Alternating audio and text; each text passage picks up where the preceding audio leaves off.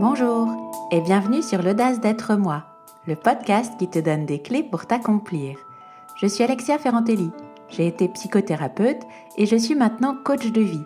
Je partage avec toi des concepts pour élargir ta réflexion, des outils pour transformer concrètement ta vie, retrouver du sens, de l'énergie, de la joie de vivre au quotidien, des outils et des concepts pour te libérer des conditionnements qui t'entravent, vivre ta nature et offrir le meilleur de toi aux autres.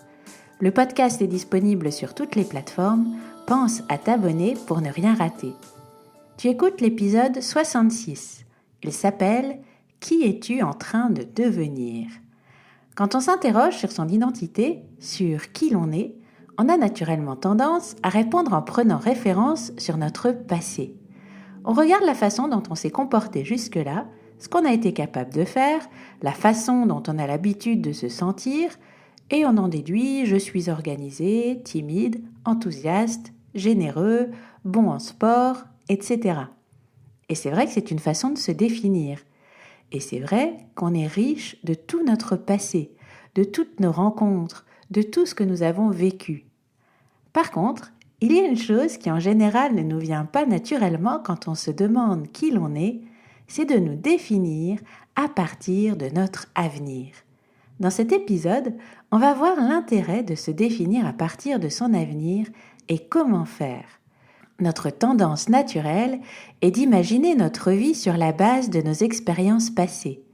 Mais si on y réfléchit bien, notre passé ne peut pas nous dire de quoi nous sommes capables, parce qu'une bonne part de ce dont nous sommes capables reste à découvrir. Si quand tu te demandes de quoi tu es capable, tu ne regardes que ton passé, tu limites ta capacité de croissance.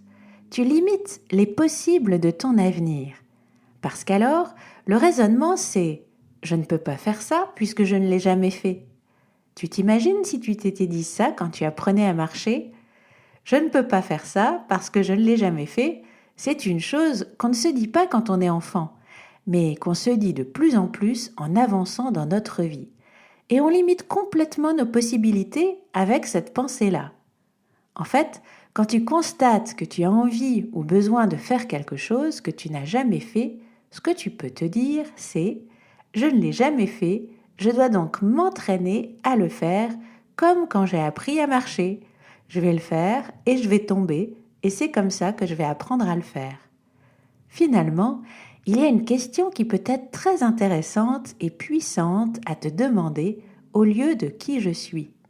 C'est « qui suis-je en train de devenir ?» Ça te permet de te projeter vers l'avenir au lieu de te définir uniquement par rapport à ton passé. Ça permet de ne pas te définir comme quelque chose de statique, définitivement figé, mais comme un être toujours en devenir. Il s'agit de te tourner vers ton avenir et te définir à partir de là. Qui aspires-tu à être ? Qui es-tu appelé à devenir ? C'est une façon d'élargir les pensées qui te définissent, de commencer à ressentir l'état émotionnel qui te permettra d'agir de façon à bâtir la vie à laquelle tu aspires. En fait, il s'agit de t'autoriser à imaginer. L'imagination est l'un des dons des êtres humains. Utilise ce don, laisse-le s'exprimer. Quelle vie rêves-tu de vivre ? Quelle personne rêves-tu de devenir ? À quel avenir rêves-tu pour toi ?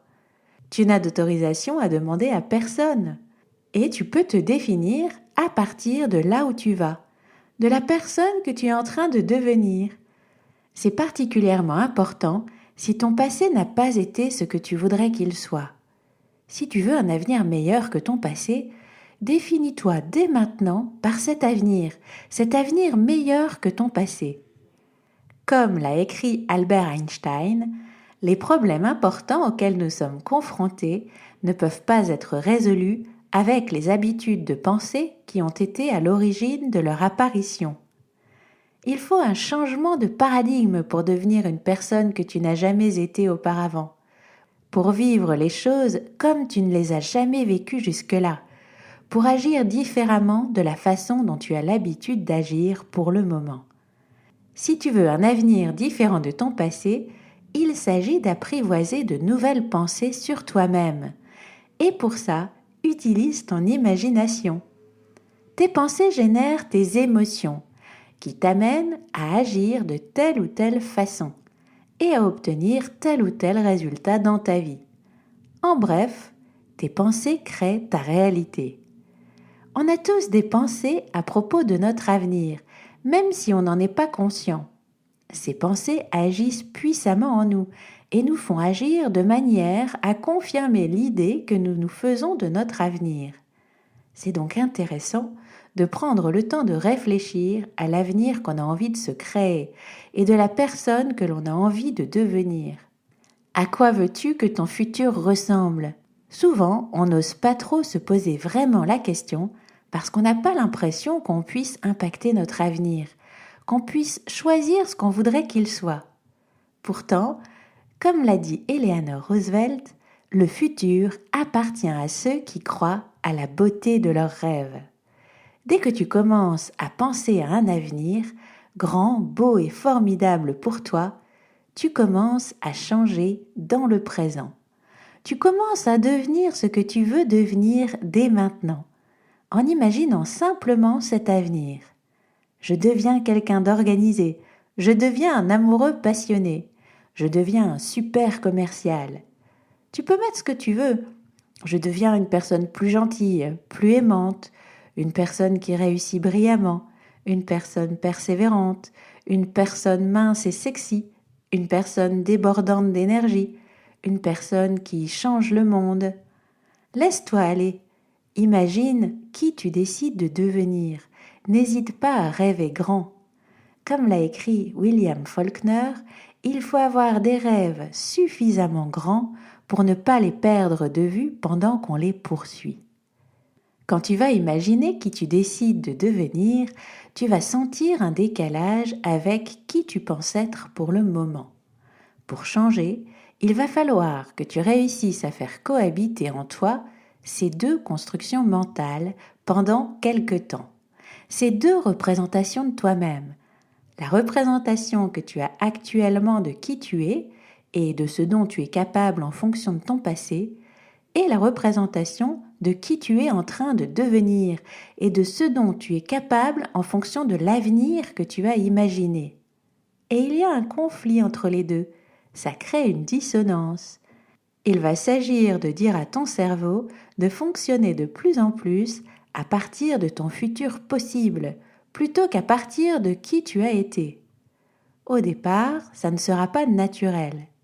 Ce que je te propose de faire, c'est de penser à toi comme un acteur qui apprend un rôle, celui de la femme ayant une réussite professionnelle extraordinaire, ou de l'homme marié à la femme de ses rêves, ou de la personne qui participe à créer un monde meilleur. Pour ça, ce que je te propose aujourd'hui, c'est de prendre le temps d'écrire le scénario du nouveau toi. La femme mince et sexy, l'homme libre de toute addiction, la personne inspirante, débordante d'énergie, de joie et d'amour. Quelles sont ses pensées ? Qu'est-ce qu'elle ressent ? Avec qui elle est ? Qu'est-ce qu'elle fait ? Écris cette histoire très en détail. Une fois que tu as écrit le scénario de cette personne et que tu sais à quoi ça ressemblera d'être toi quand tu deviendras la personne que tu es appelé à devenir, pratique-le. Relis ce que tu as écrit et ressens-le dans ton corps, les sensations corporelles, l'énergie qui circule en toi. Deviens cette personne. Deviens cette personne que tu es appelé à devenir. Ça va peut-être faire tiquer certains d'entre vous, cette histoire de jouer le rôle de la personne que tu vas devenir. Certains se disent peut-être « Mais si je fais ça, je ne suis pas authentique. » Mais ça veut dire quoi être authentique exactement ? Est-ce que c'est de rejouer ton passé ? C'est ça l'authenticité ? C'est de se dire « Voilà qui je suis, je ne peux pas changer, même si certaines de mes habitudes de pensée me rendent malheureux ?» même si elle m'empêche d'aller vers la vie à laquelle j'aspire et d'apporter ma meilleure contribution au monde ? Est-ce qu'être authentique, c'est de se laisser enfermer dans nos fonctionnements automatiques, dans la carapace étroite construite par notre ego ? Est-ce qu'on peut dire « si ça me vient spontanément, c'est authentique » ? Non, parce que ce qui te vient spontanément, ce sont bien souvent tes habitudes de pensée, et certaines d'entre elles peuvent être terribles. Ça n'est pas parce qu'elles te viennent naturellement qu'elles sont authentiques. Ça signifie simplement qu'elles sont faciles à penser parce que tu les as beaucoup pratiquées. Vivre la vérité de ce que tu veux réellement être, c'est l'authenticité. Te dire la vérité sur la vie que tu veux vivre, sur qui tu veux être vraiment, sans excuses. Quand on vit sans excuses, la vie devient particulièrement passionnante. Tu es un adulte, tu es capable de sortir de ton cerveau et de lui dire ce que tu veux croire et penser. C'est génial, non ? Tu n'es pas victime de ton cerveau, tu en es responsable. On t'a donné un cerveau primitif et tu as aussi reçu un cerveau sophistiqué qui peut gérer ce cerveau primitif. Ça serait dommage de ne pas l'utiliser, non ? Pour que la vie que tu mènes soit le fruit des décisions que tu prends en conscience, ça demande de la pratique. C'est ce qu'on va faire jour après jour pendant un mois à l'école d'auto-coaching. Pratiquer chaque jour les nouvelles pensées et croyances qu'on choisit d'adopter. C'est ce qui permet de créer la vie à laquelle on aspire. La vie devant toi est un tableau blanc. Tu n'as pas besoin d'emporter avec toi ce que tu ne veux pas emporter de ton passé. Ton avenir t'appartient. Que décides-tu de peindre sur ce tableau ? Tu possèdes ce don formidable de l'imagination. Tu peux tout changer dans ta vie maintenant si tu le souhaites. Quel est ton rêve ? Où habites-tu ? Qui es-tu ? Quel travail fais-tu ? Combien gagnes-tu chaque mois ? À qui parles-tu ? À quoi passes-tu tes journées ? Qu'est-ce que tu as cessé de faire ? Commence à imaginer d'être cette personne. Ce que tu veux vivre, c'est ce qui est authentique. Tu peux simplement t'autoriser à vouloir ce que tu veux. Tu n'as pas à te justifier, tu n'as pas à l'expliquer. Tu peux simplement vouloir ce que tu veux parce que c'est ce que tu veux. Ce que tu veux est important simplement parce que tu le veux et parce que tu aimes la raison pour laquelle tu le veux. Tu n'as pas à choisir quelque chose parce que tu penses que les autres trouveraient que ça ferait bien. Tu n'as pas à t'empêcher de choisir quelque chose à partir du moment où ça ne nuit pas aux autres. Si ce à quoi tu aspires vraiment en ce moment, c'est devenir plus mince, et que tu aimes les raisons pour lesquelles tu aspires à ça, eh bien, vas-y. Sur le chemin pour devenir mince, tu vas grandir, tu vas développer de nouvelles compétences personnelles, ton image de toi va évoluer, et ça ouvrira peut-être la porte à d'autres chemins de croissance ensuite. Nous sommes faits pour évoluer, grandir. Tu es beaucoup plus que ta personnalité actuelle. Ta personnalité est le résultat du système de défense et de compensation qui t'a permis de faire face aux blessures de ton enfance. Tu as élaboré une certaine image de toi, une série de stratégies de comportement pour t'adapter à ton environnement. Tu es devenu un pro pour aborder les difficultés de la vie d'une certaine façon et ça t'est bien utile, mais en même temps, ça te limite beaucoup. En t'autorisant à élargir les possibilités de ta personnalité, tu te désidentifies d'elle, tu prends conscience que tu n'es pas ta personnalité. Ça réveille des parties de toi qui s'étaient un peu endormies. Le but, ça n'est pas de te débarrasser de ta personnalité. Je t'invite au contraire à aimer chaque partie de ta personnalité. Elle t'a été bien utile et elle l'est toujours. Mais plutôt à la rendre plus transparente et souple pour qu'elle t'aide à mener ta vie au lieu de la dominer, à réaliser que tu n'es pas que ta personnalité. Pour visualiser la personne que tu es appelé à devenir, je t'invite aussi, si tu le souhaites, à utiliser ton intuition, en appui de ton imagination. Tu peux te connecter à ton essence, ta nature profonde, l'énergie de la vie en toi, ton âme. Donne-lui le nom qui te parle le plus. Cette part de toi sage et vaste, qui a toutes les réponses et qui est le cœur de ta nature, au-delà de ton ego. Tu peux lui demander « Qui suis-je appelé à devenir ?» et écoute sa réponse. Quoi que tu répondes à ça, dès que tu l'imagines, c'est devenu quelque chose. C'est devenu une possibilité. Pense-y, c'est puissant de se dire ça. Quand tu imagines une possibilité pour toi, tu as maintenant créé quelque chose qui n'existait pas avant. C'est maintenant une idée qui existe et attend d'être réalisée. Toute création humaine commence par cette étape, commence par cette possibilité créée dans l'esprit de quelqu'un. C'est vrai de toutes les inventions. Pour que l'homme aille sur la Lune, il a fallu que ce soit d'abord imaginé dans l'esprit de quelqu'un. C'est vrai aussi de l'avenir collectif que nous construisons. C'est pourquoi c'est important de considérer l'avenir avec espérance, d'imaginer un avenir désirable pour les hommes et pour notre planète. Plutôt que d'avoir peur de l'avenir et de le fuir, c'est intéressant de s'ouvrir au futur et d'imaginer comment nous pourrions réenchanter le monde. La capacité de penser le futur est un cadeau de l'humanité. C'est important de garder ce pouvoir de rêver, d'avoir le courage de rêver. L'homme est un créateur de possibles. C'est ensemble qu'on crée le monde, en commençant par le rêver et en œuvrant pour le réaliser, chacun à notre niveau.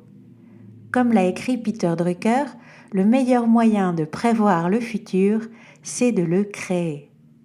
Alors, quelle possibilité imagines-tu pour toi ? En répétant, en pratiquant la possibilité que tu as imaginée, tu la crées. Tu commences à être ce que tu deviens. Le scénario que tu as écrit et répété avec suffisamment d'émotion pour le ressentir et agir te permet de devenir cette personne. Si la personne que tu aspires à devenir est alignée avec ta nature essentielle, quand tu vas évoquer sa représentation, l'émotion que tu sentiras vibrer dans ton corps sera d'autant plus intense. Tu crées une possibilité dans ton esprit, une possibilité qui devient un repère, un cap, une vision. La façon dont tu choisis de créer et de devenir ton avenir détermine alors la façon dont tu interprètes et réagis à tout. Ça t'aide à prendre toutes tes décisions. Si tu agis, ressens et penses comme si ton avenir désiré était vrai, alors il est déjà réel maintenant. La possibilité est réelle maintenant. Tu vis dans cette possibilité en étant cette personne qui crée cette réalité. Si tu vis par défaut sur un mode automatique et que tu ne crées pas cette possibilité pour toi-même, tu vis la possibilité de ton passé. Et il y a peu de chances de croissance là-bas.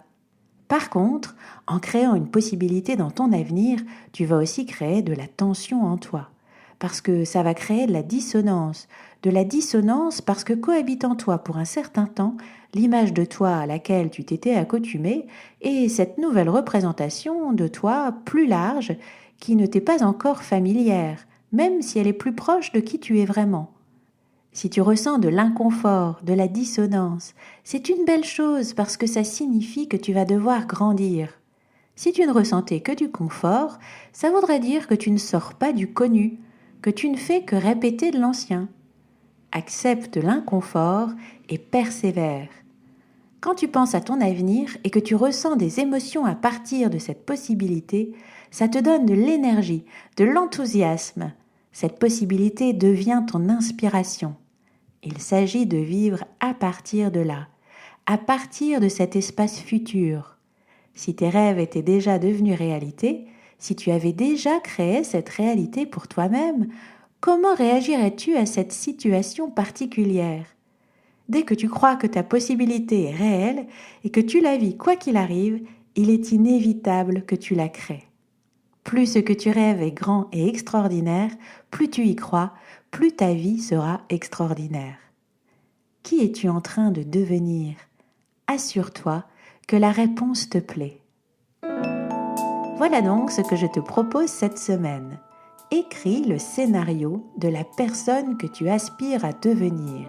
Écris ce qu'elle pense, ce qu'elle ressent, ce qu'elle fait. Utilise le formidable pouvoir de ton imagination. Et si ça te parle, interroge ton intuition, ton âme. Et agis exactement comme si tu étais déjà cette personne. C'est ça qui change tout. Tu agis déjà en étant la personne que tu deviens. Tu n'agis pas pour devenir cette personne, tu n'agis pas dans l'espoir de devenir cette personne, tu agis en étant cette personne. Je te laisse avec cette citation de Sidney Friedman. Tu peux tout accomplir dans la vie si tu as le courage de le rêver, l'intelligence d'en faire un projet réaliste et la volonté de voir ce projet mené à bien. Si tu aimes écouter ce podcast, partage sur les réseaux sociaux et laisse un commentaire sur ta plateforme de podcast. Merci. Et si tu as envie d'aller plus loin, rejoins l'école d'auto-coaching AMACT. Chaque mois, on se concentre sur un domaine. On étudie plus en profondeur les outils et les concepts que je développe dans ce podcast et on les applique. Si tu veux en savoir plus, envoie-moi un message à l'aide de la fiche contact du site l'audace-d'être-moi.com, tout collé sans apostrophe. À bientôt!